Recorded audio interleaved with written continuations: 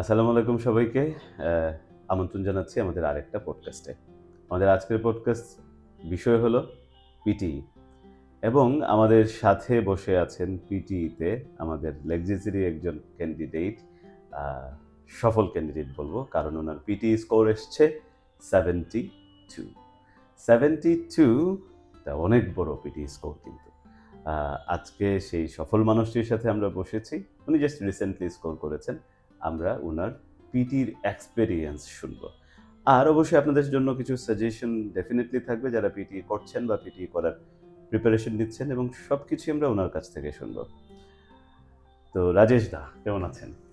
Sir ভালো আছি। Thank you very much thank you sir. লেকজিসে আবার আপনার ব্যস্ত সময়ের মধ্যে আসার জন্য। সো আমরা কথা বাড়াচ্ছি না, আমরা ডিরেক্ট রাজেশদের কথা শুনবো। তো রাজেশদের কাছ থেকে যে কথাগুলা আমরা শুনবো আজকে এটা হয়তো আপনার কাজে লাগতে পারে। চলুন শুনে নিই।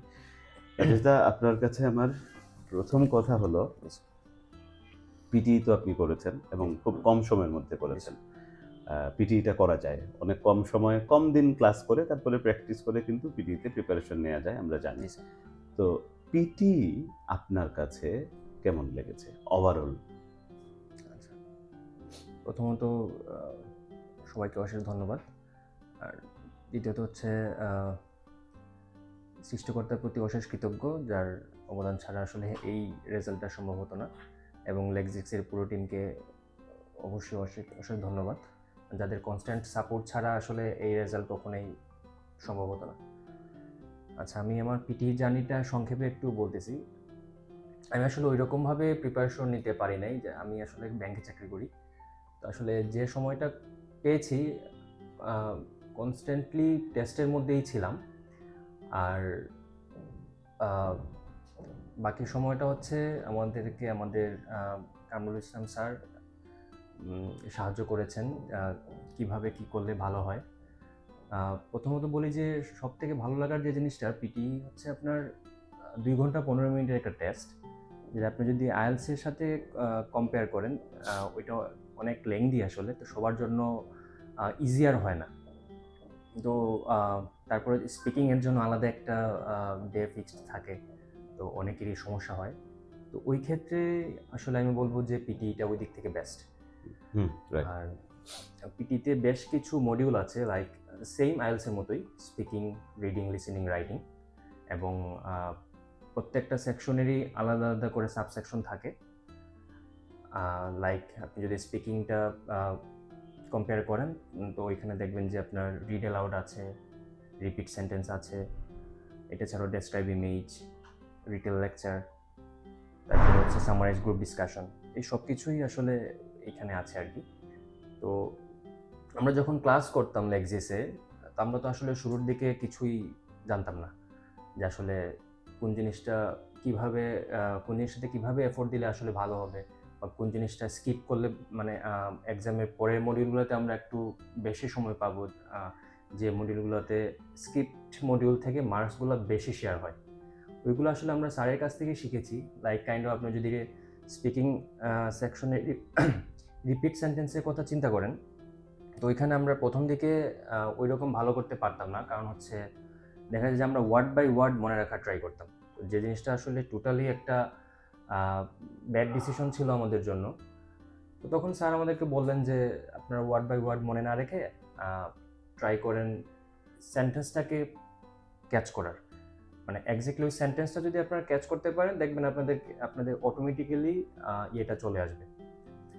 Right, same right. প্রসিডিউর আপনার লিসেনিংয়ে WFD means write from of ডিকটেশনের সেম প্রসিডিউর। আপনাদেরকে হচ্ছে ওয়ার্ড বাই ওয়ার্ড মনে না রেখে পুরো সেন্টেন্সটার দিকে একটু ফোকাস করতে হবে। সেন্টেন্সের মিনিংটার দিকে আপনাদেরকে ফোকাস করতে হবে আর কি।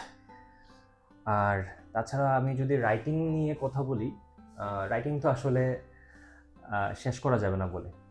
আমি আপনাদেরকে সাজেস্ট করব যতটুকু কানেক্টেড থাকা যায় আর কি। মানে আপনাদের আশেপাশে যে মডিউলগুলো লাইক সোশ্যাল মিডিয়া ওর ট্রাভেলিং, দেন এনভায়রনমেন্ট, এই টাইপের মডিউলগুলো আসলে এক্সামে বেশি আসে। এদিক সেদিক একটু হইতে পারে। তো এখানে একটু ইন্টারাপ্ট করছি আপনাকে। স্যার। এখানে আমি বলে নিচ্ছি যদি আপনারা রেগুলার মক টেস্টগুলা দেন, স্পেশালি আমাদের আসলে 2টা পোর্টাল ইউজ করি, সেখানে যে প্রিডিক্টেড কোয়েশ্চেনগুলো থাকে এগুলো থেকে কিন্তু আসলে কমন পড়ে যায়। দেখা যাচ্ছে যে 70-80% কোয়েশ্চেন ইজিলি কমন পড়ে যদি আপনি প্র্যাকটিসটা রেগুলার করেন। এটা কিন্তু ঘটে। জি স্যার। হুম। তার মানে হচ্ছে আপনি মানে খুব এনজয় করেছেন মনে হ্যাঁ, হচ্ছে অবশ্যই, পিটি। অবশ্যই, অবশ্যই স্যার। সো উনি যেটা করেছেন যে পিটিতে ভালো স্কোর করার জন্য আপনি যদি এই জিনিসগুলা বুঝে, বুঝে প্র্যাকটিস করেন তাহলে অবশ্যই পিটিতে গুড রেজাল্ট আসবে। মানে পিটিটা আপনি যদি এনজয় করে ফেলতে পারেন, আর এটা এনজয় করার মতো। এটা এত জটিল কিছু না। আপনি গেম খেলার মতো করে, করে প্র্যাকটিস হ্যাঁ, করে, করে yes, মানে এটা যে আজকে একটু গেম খেলে নিই। মোবাইলে যেরকম গেম খেলেন, আমি এটা বলে থাকি সবসময় যে এটা একটা আ গেম।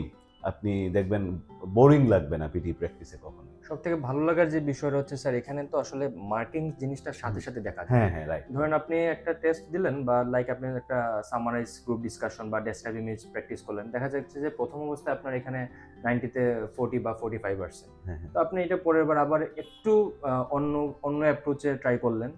তো যখন দেখবেন আপনার মার্কসটা একটু ইমপ্রুভ হচ্ছে লাইক 60 অর 70 আসছে, তো নিজের কাছে একটু ভালো লাগে। হুম, যে আমার তো রাইট। মার্কস আসছে, সো আমার এখানে একটু ভালো করার সুযোগ আছে। হ্যাঁ, রাইট, রাইট। ওকে, তাইলে আমরা বুঝে গেছি যে আ রাজেশ দা পিটি সম্পর্কে যে ওভারভিউটা দিলেন যে পিটিটা উনার পিটি একটা চমৎকার টেস্ট এবং খুব কম দিনে আসলে পিটি প্রিপারেশন নেওয়া পসিবল যদি আপনি প্রপারলি এটা প্রিপারেশন নিতে পারেন। এবার আমরা আসতেছি আ লাইক উনি লেগজিজে ক্লাস তো করেছেন। কোর্স করতে এসে লেগজিস উনার কাছে কেমন লেগেছে? মানে আসলে as a PT course provider Lexis কেমন হতে পারে? একটা রিভিউ চলেন নিয়ে নেই রাজেশ দা। আচ্ছা, আ প্রথমত লেগজিস সম্বন্ধে ঐরকম জানতাম না আমি আসলে। আমি মোস্ট প্রবাবলি সোশ্যাল মিডিয়া থেকেই লেগজিস সম্বন্ধে জানা। আর আমাদের একটা ছোট ভাই আছে, ওর কাছ থেকেও জানা আসলে। তারপরে আসলাম, খোঁজখবর নিলাম। তারপরে আমরা আসলে কোচিংয়ে ভর্তি হয়ে যাই। ঐরকম টাইমটা ছিল না আসলে। হয়তোবা ঐরকম টাইমটা থাকলে আরেকটু বেটার হইতো। আ দেখা যায় যে আমি অফিস করে বের হইতে, বের হইতে মানে জিনিসটা না বললেই নয় আরকি। অফিস করে বের হইতে আমার প্রায় ৭ঃ০০ বেজে যেত। তো এদিকে লেগজিস তো হচ্ছে এলিগেন্টের ১২ তলায়। তো ওইখানে আবার লিফটের একটা ইস্যু আছে। ওইখানে ৮:৩০ টার সময় আবার লিফটটা বন্ধ করে দেয়। আমি একটু ফ্র্যাঙ্কলি বলতেছি আরকি। তো এমনও হইছে যে আমরা স্যারকে ফোন দিয়েছি, "স্যার আমরা টেস্ট দিতে যাচ্ছি। আ আমরা কি আসবো স্যার?" তো স্যার কখনো আসলে আমাদেরকে না করেন নাই। তো দেখা যায় যে আমরা এমন একদিন হইছে আমরা ৭:৩০ টার দিকে আসছি। আমাদের টেস্ট শেষ হইতে, হইতে প্রায় 8:30 প্লাস হয়ে গেছে এবং স্যাররা আমাদের জন্য মানে বসে থাকতেন আরকি। তো জিনিসটা আসলে একটু ভেবে দেখেন যে 8:30 সময় লিফট বন্ধ হয়ে যাচ্ছে। আমরা আ স্যাররা আমাদের জন্য ইয়ে করে উনারা ১৪ তলা হেঁটে নামতেছেন। এই জিনিসটা আসলে না বললেই নয়। এটা আমার কাছে সবথেকে বেশি ভালো লাগছে। আর ক্লাস সম্বন্ধে যা বলবো, আ ওভারঅল ক্লাস রিভিউ লেক্সিসে আমি মনে করি যথেষ্ট ভালো ছিল। কারণ হচ্ছে ওইখানে আম আ যদি স্পেসিফিক্যালি রাইটিংটা নিয়ে আমি জাস্ট বলি, মানে ওইখানের যে পরীক্ষায় লেখার যে স্ট্রাকচারটা ছিল, like introduction, body paragraph, then conclusion. এগুলা কিভাবে লিখলে আপনারা এক্সামে ভালো স্কোর করতে পারবেন। দেন সেন্টেন্স স্ট্রাকচার, আ রিপিটেড ওয়ার্ড না লেখা, আ এভরিথিং আরো কিছু আছে আপনারা হয়তোবা ক্লাস করলে এখানে বুঝতে পারবেন। তো সবকিছু মিলিয়ে আমি মনে করি আমার এক্সপেরিয়েন্সটা অনেক ভালো ছিল আরকি। তো আমি আপনাদেরকে সাজেস্ট করব যে আপনারা আ লেক্সিসে আসেন। আ আইসাই যে ভর্তি হয়ে যেতে হবে জিনিসটা এরকম না। আপনারা হয়তোবা স্যারের কাছ থেকে ১-২ টা ফ্রি ক্লাস করতে পারেন। তারপর যদি আপনাদের মনে মানে হয় যে আপনারা কন্টিনিউ করবেন, তাহলে আপনারা কন্টিনিউ করলেন। আর না ভালো লাগলে আপনারা স্কিপ করতে পারেন। এটাই আমার রাইট, রাইট, সাজেশন থাকবে আরকি। Right, right. আর সবথেকে যে জিনিসটা ভালো ছিল সেটা হচ্ছে লেক্সিসের টেস্ট এনভায়রনমেন্ট আমার কাছে যথেষ্ট ভালো লাগছে। মানে ওইখানে আপনার একটা কনস্ট্যান্ট একটা সাপোর্ট পাবেন। এটাই সবথেকে ভালো লাগার জিনিস আরকি। Thank you very much. এবার হচ্ছে স্টুডেন্টদের জন্যে যারা পিটি করছেন এবং যারা পিটির প্ল্যান করছেন। আসলে উনি একটা অনেক ভালো স্কোর করেছেন 72, বেশ ভালো স্কোর আলহামদুলিল্লাহ। আ উনাকে আমরা কংগ্রাচুলেশনস জানাই। বাট উনার কাছ থেকে আমরা একটু সাজেশন নিবো। অনেকেই তো আছেন যারা জব করেন, সময় পান না। উনাদের একটা টাফ বিষয়টা ছিল এরকম আ যে অফিস শেষ করে একটা মানুষ ৭ঃ০০ পর্যন্ত অফিস করলো। অফিস থেকে বের হয়ে তারপরে আর সময় কই। ৭ঃ০০ পর্যন্ত কাজ করার পরে আপনারা যারা কাজ করছেন, অফিস করছেন, নিশ্চয়ই বাসায় যেয়ে আর নিশ্চয়ই প্র্যাকটিস, প্রিপারেশন এগুলা নেওয়ার ধৈর্য কুলাবে না। বাট রাজেশ দা আসলে এই জিনিসগুলা কোনো না কোনোভাবে মেনটেন করে গিয়েছেন। তো আসলে ওনার কাছ থেকে আমরা এখন শুনবো যারা পিটি প্রিপারেশন নিচ্ছেন অথবা প্ল্যান করছেন, কিভাবে আসলে উনি প্রিপারেশনটা নিয়েছেন এবং বেটার স্কোর করার জন্য আসলে ওনার সাজেশন কি? কি করা উচিত একটা ক্যান্ডিডেটকে? যাদের সময় হাতে খুব কম, তারা স্পেশালি কি করতে পারে? কিভাবে প্রিপারেশনটা নিতে পারে? যেহেতু উনি এইরকম একটা স্ট্রাগলের মধ্য দিয়ে গিয়েছেন। দাদা, স্পেশালি সার্ভিস হোল্ডার যারা আছে। আচ্ছা, আচ্ছা। আহ প্রথমত আমি যেটা বলবো, লাকের তো অবশ্যই ১ম একটা ব্যাপার আছে। কারণ আপনি দেখা যায় যে অনেকে খুব ভালো মানে এফোর্ট দিয়েছে কিন্তু রেজাল্ট আসে নাই। এটা আমি আসলে লাকের উপরে ছেড়ে দিব। হ্যাঁ, ওইটা বাদে রাইট। আমি মনে করি যে আপনি যদি সারাটা দিনে অফিস করে এসে ১ ঘন্টা বা ২ ঘন্টার মধ্যে একটু টাইম দেন বা নিজের মতো করে টাইম বের করে নেন।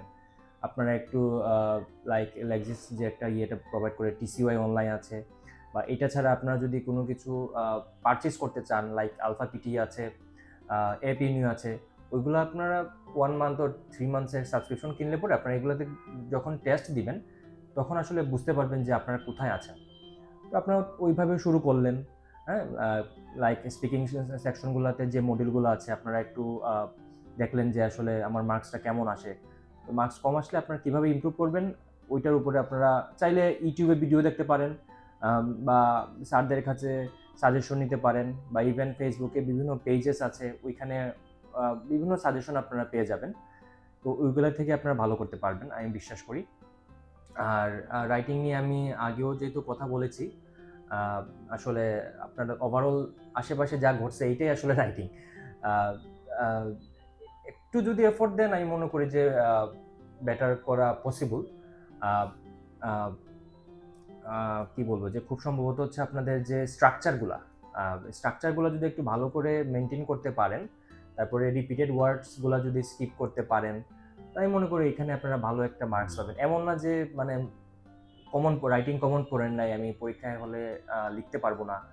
আ জি, জিনিসগুলো আসলে রাইট, ঐরকম না। রাইট মানে এরকম জাস্ট কিছু না। এক্সাম হলে যদি কনফিডেন্সটা থাকে আপনার, লাইক যাই আসুক না কেন আমি লিখে আসতে পারবো। এবং আমার যে স্ট্রাকচারটা লাইক আমি আগেও যেটা বলেছি, ইন্ট্রোডাকশন, বডি প্যারাগ্রাফ ২ টা মিনিমাম, তারপরে কনক্লুশন একটু মেইনটেইন করলে আমি মনে করি যে এখানে ভালো মার্কস পাওয়া পসিবল। আরেকটা কথা আমি আ জিনিসটা না বললেই নয়, সেটা হচ্ছে রাইটিংটা মানে যখন প্র্যাকটিস করবেন, মানে প্র্যাকটিস তো আপনারা করলেন, আইডিয়া নিলেন। বাট এটা অবশ্যই আপনাদের নোটবুক বা ল্যাপটপ বা মোবাইল বলেন, এটা ওইখানে অবশ্যই টাইপ করে আপনারা আলফা পিটি যদি ইউজ করেন বা এপিনি যদি ইউজ করেন, এগুলোতে সাবমিট করবেন।